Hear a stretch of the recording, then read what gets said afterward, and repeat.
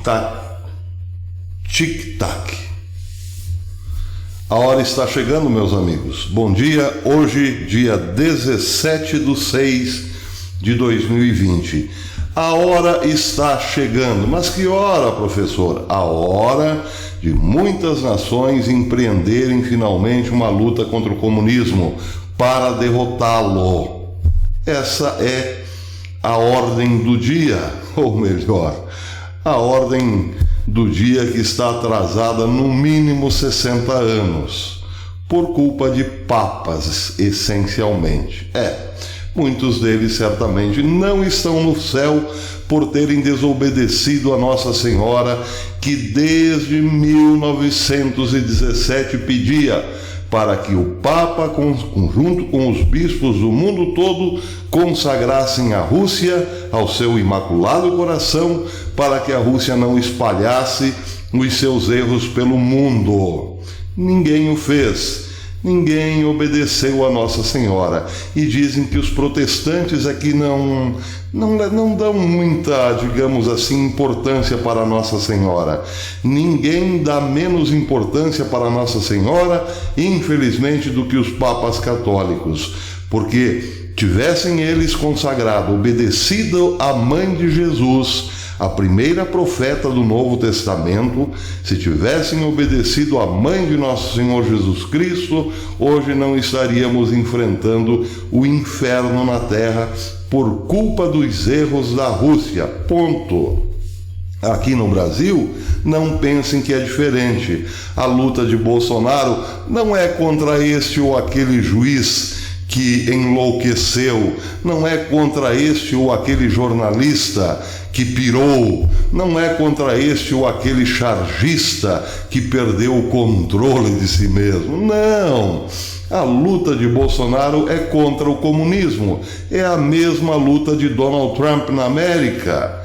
É a mesma luta, por exemplo, de Bibi Netanyahu em Israel. E lá também ele está sendo tragado por este inferno na terra. Esta madrugada podemos ter esperança de que a luta contra o comunismo realmente começou. Quando eu falo luta, eu estou dizendo uma resistência capaz de empurrá-lo para fora de nosso território. Estou dizendo que esta batalha começou. Ontem, às 3 da manhã, estava no Twitter o deputado federal Hélio Lopes, pelo Rio de Janeiro, aquele que está sempre atrás de Bolsonaro, um armário quase tão forte quanto eu, quase. Ele postou às 13 e pouco da manhã, tic-tac, tic-tac. Em outro post ele dizia, estamos todos juntos, chegou a hora.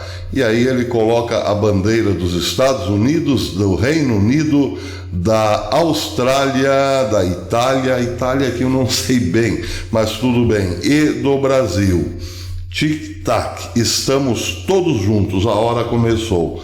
Já o deputado Eduardo Bolsonaro postou o seguinte: sabíamos que o caminho não seria fácil, enfrentar o sistema nunca é.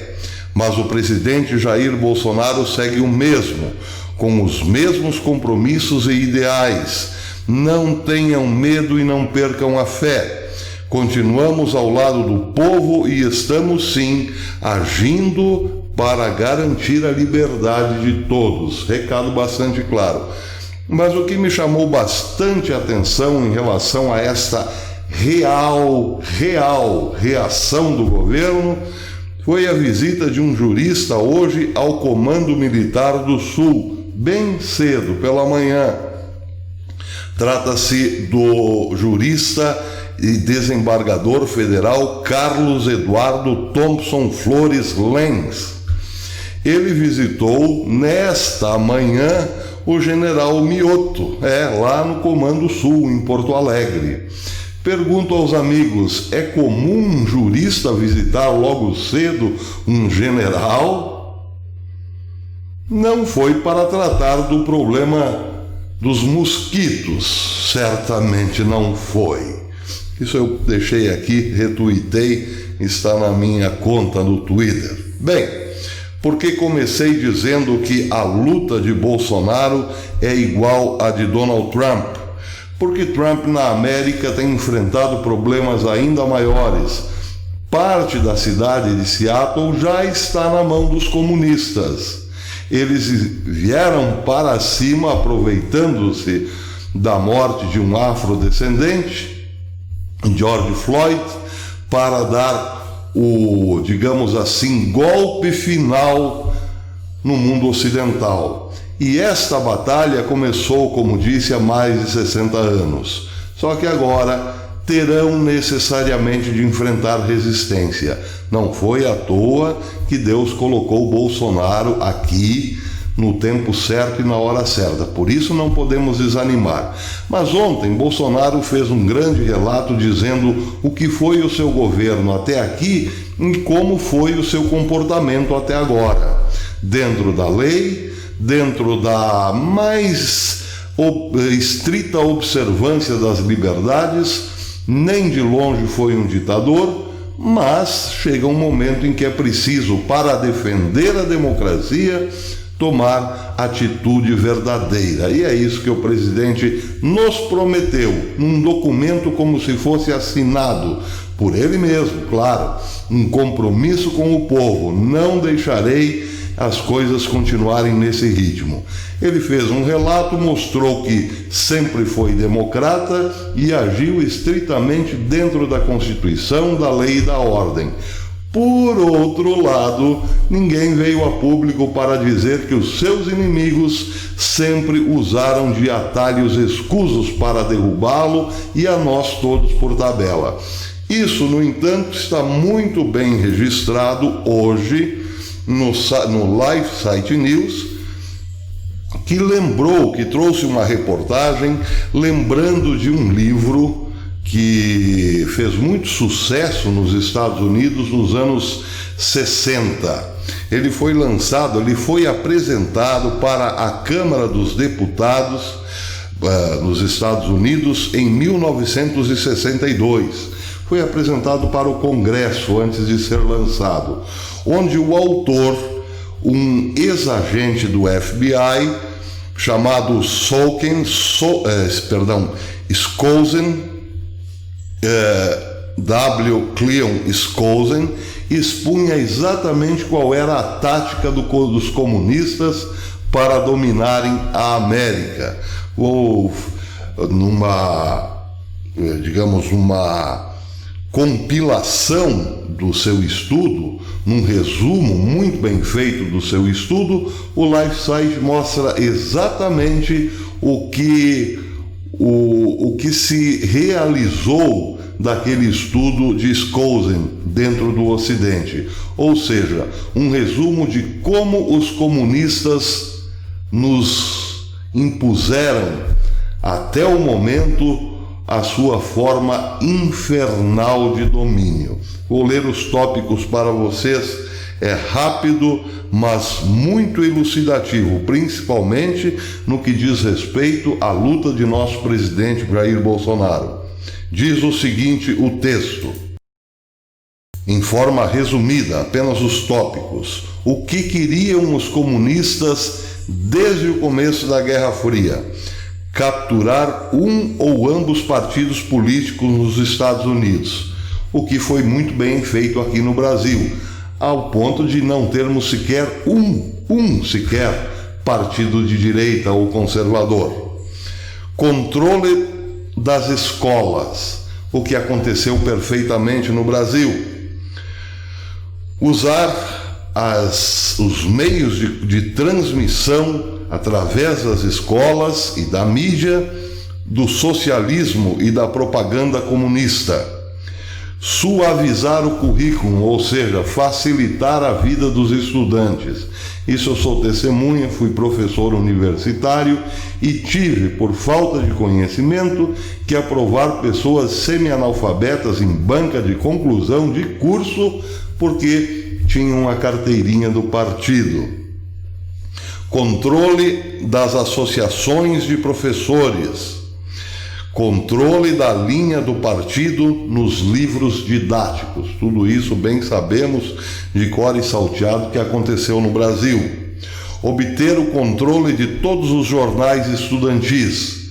Ora, basta vermos o que é o DCE, o que são os DCEs da vida dentro das universidades. São fábricas de transmissão oral, regada geralmente a muita droga, do que é, ou melhor, do que são os princípios do comunismo. Infiltrar-se na imprensa. Bem, não precisamos dizer. Chegamos ao ponto da imprensa ser absolutamente um braço político do comunismo, a grande mídia. Controlar as tarefas de resenhas, redação editorial e cargos de elaborações políticas. Obter o controle de posições chaves em rádios, TVs e filmes. Desacreditar a cultura americana, degradando todas as formas de expressão artística. Uma célula comunista americana foi instruída a eliminar toda a boa escultura de parques e prédios, substituindo formas disformes, desajeitadas e sem sentido. Isso tudo foi apresentado ao Congresso norte-americano em 1962, é bom lembrar, ou seja, um ano antes do meu nascimento. Controle crítico de artes e diretores de museus de arte. Nosso plano, dizia o livro, é promover a arte feia, melhor dizendo, repulsiva e sem sentido. Eliminar todas as leis que regem eliminar todas as leis que proíbem a obscenidade, chamando-as de censura, e uma violação da liberdade de expressão e liberdade de imprensa. Isso temos visto a todo momento. O grotesco tomou conta da estética, mas não só isso, tudo em nome da chamada liberdade de expressão. Aqui o caso muito notório e recente, o Porta dos Fundos, um grupo humorístico, fez uma charge ridicularizando a pessoa de Nosso Senhor Jesus Cristo, ofendendo a fé de toda a nação. Porém, não pôde ser criminalizada porque o STF, na figura de Toffoli, entendeu que aquilo era liberdade de expressão. Porém, nenhuma crítica aos mesmos, são toleradas. Aí a liberdade de expressão não é aceita. Quebrar os padrões culturais de moralidade, promovendo pornografia, obscenidade em livros, revistas, filmes, rádio e televisão. Apresentar a homossexualidade, a degeneração e a promiscuidade como naturais, formas saudáveis e naturais de viver. Infiltrar-se nas igrejas e substituir a religião revelada pela religião social. Bem, aqui essa parte merece sim um comentário, um parênteses. Pouco depois do encontro da juventude no Rio de Janeiro, o Papa Bergoglio, o argentino Bergoglio, disse que a ele não importava se a criança era judia, católica, protestante, espírita, macumbeira. A ele importava que a criança tivesse a barriguinha cheia. Ele estava colocando ali literalmente, como líder religioso do Ocidente, um ponto final na religião da alma. Não, sob o seu reinado, a religião católica e qualquer outra não seria mais a religião da alma voltada para Deus e para a salvação, mas a religião da barriga, ou seja, um braço político a mais no mundo, uma religião do mundo, para o mundo e, claro, para, evidentemente, propagar ainda mais o comunismo. desacreditar a Bíblia, enfatizar a necessidade de maturidade intelectual, que não precisa de uma muleta religiosa. Muitas vezes eu mesmo vejo aqui no canal, nos comentários: professor, Bíblia, isso aí é coisa do passado, religião, Deus não habita em quatro paredes, esse negócio de religião é uma besteira. Tudo isso é influência do marxismo cultural. Desacreditar a Constituição americana, chamando-a de inadequada, antiquada, descomplicada, isenta das necessidades modernas, um obstáculo à cooperação entre as nações em nível mundial. Eliminar a oração ou qualquer fase de expressão religiosa nas escolas, alegando que isso viola o princípio da separação entre igreja e Estado. Eu me lembro, quando eu era pequeno, nós fazíamos sempre uma oração do Pai Nosso antes de iniciar a aula. E isso era muito bom, porque naquele momento, crianças quase que inocentes rezando o Pai Nosso era uma forma assim de exorcismo. Os demônios que estavam eventualmente por ali cascavam fora, como se diz em Minas. Nós tínhamos uma concepção muito maior de que a batalha espiritual está imediatamente relacionada com a batalha aqui da carne, aqui neste mundo. Hoje tudo isso se perdeu. Os demônios estão muito à vontade por aí. Afinal, é proibido rezar. Mais do que nunca, hoje é proibido rezar. Pode-se protestar na rua, pode-se abrir o comércio, pode-se abrir boates, mas não se pode mais abrir as igrejas. Desacreditar a família como instituição, incentivar a promiscuidade, a masturbação e o divórcio fácil. Isso a Rede Globo vem incentivando há décadas. Nós bem sabemos, eu costumo falar muito sobre isso aqui.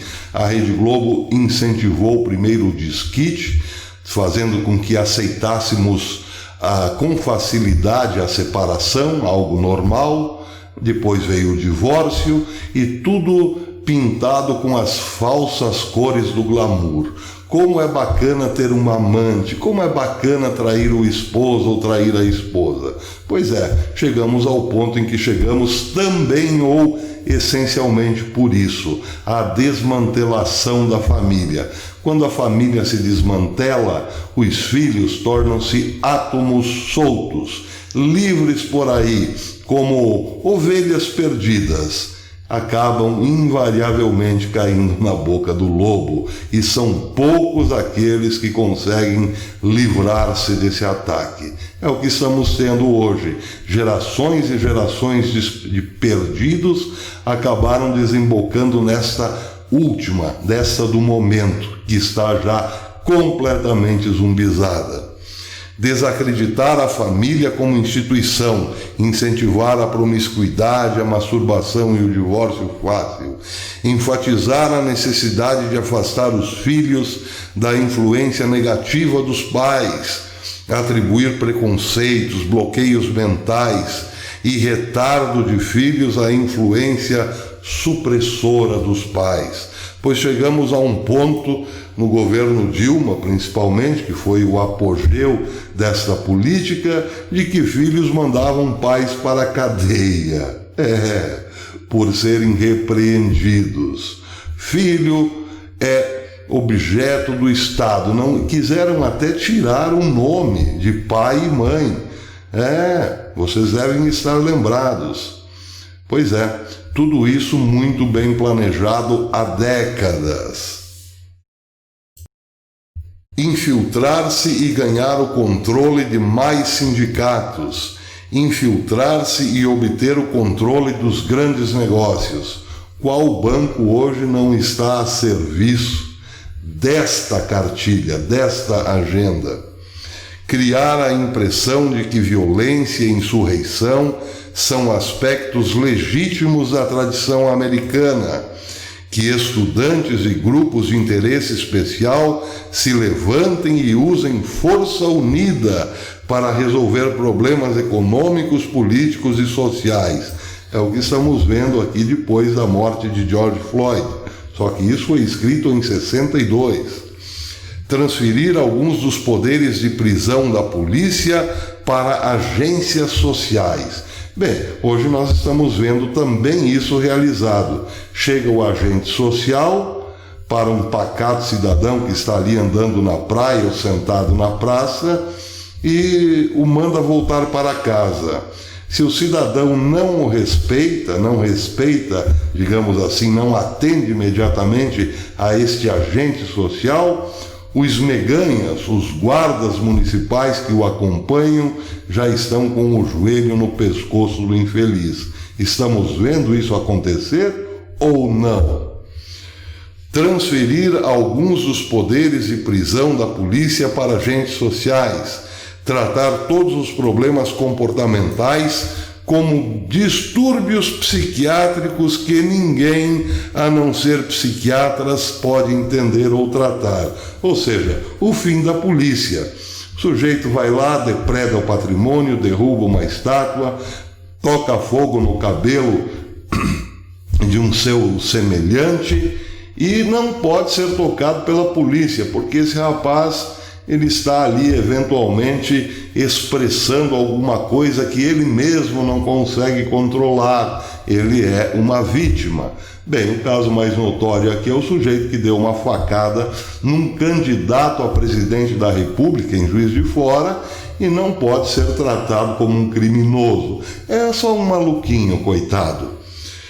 Bem, aqui nós temos, portanto, já uma espécie de pequeno raio-x do que está acontecendo e de qual é a luta do nosso presidente, do presidente Donald Trump, e que não pode mais ser adiada, porque ou enfrentamos isso ou entramos totalmente nesse colapso, nesse inferno que os comunistas nos aprontaram. E tem gente ainda que pensa que comunismo é uma disputa econômica entre Rússia e Estados Unidos, entre o capitalismo e a força proletária. Ora, isso é o que quase nem significa comunismo. Comunismo é outra coisa e está aí mais ou menos descrito nessas poucas linhas. Bem, como disse para vocês, trata-se de um livro lançado nos anos 60 por W. Cleon Skousen, ex-agente do FBI. O nome do livro é O Comunista Nu. Aqui no Brasil, se não me engano, tem outro título. Ele foi editado com outro título, mas é algo como O Comunista Transparente, alguma coisa nesse sentido. Bem, quem quiser, procure pelo Comunista Nu ou então pelo nome, o título do autor, W. Cleon Skousen, ex-agente do FBI. O livro foi editado em 1963, mas em 62 foi apresentado, foi lido e entrou para o registro do Congresso. Foi lido para deputados e senadores e entrou para o registro do Congresso. Pois bem, meus amigos, os tempos chegaram. Aquilo que Nossa Senhora dizia lá em 1917, que o comunismo tomaria conta do mundo, já aconteceu. Só que, para nossa felicidade, a reação começou. E não há como recuar. Acreditemos. Até depois.